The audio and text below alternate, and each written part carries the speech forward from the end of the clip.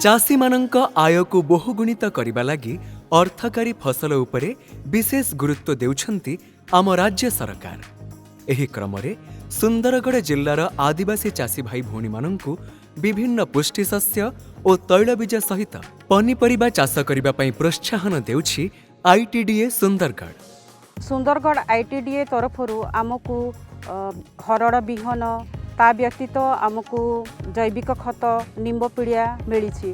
जैविक खत लगेबारु आमर जमी उर्वर होउछि आ आमे भल फसल भी पाई पारुछु।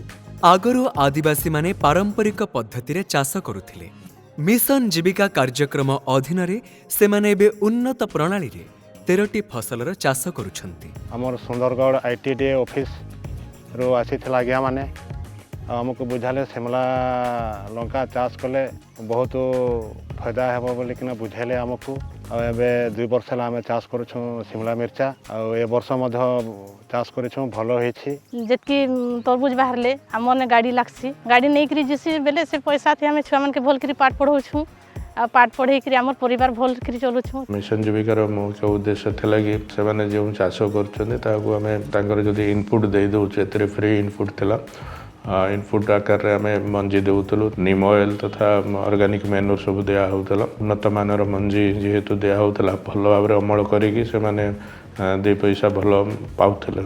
सुंदरगढ़ आईटीडीए अधीन रे थिबा 9टी ब्लॉक र 4500 एकर जमी रे एही कार्यक्रम चलीछि। एथिरे जोड़ी होइछंती 6000 रु अधिक हिताधिकारी। चाषी माने हरड़ सोरिष चीनाबादाम मांडिया मक्का आदि खाद्य शस्य सहित टमाटो बाइगण लंका एवं तरभुज आदि चाष करिछंती। एथिपाई मागणारे उन्नत किसमर बिहन एवं जैविक सार जोगाई देउछि आईटीडीए। फलरे आज अधिक सशक्त होई परिछि आदिवासींक जीवन जीविका।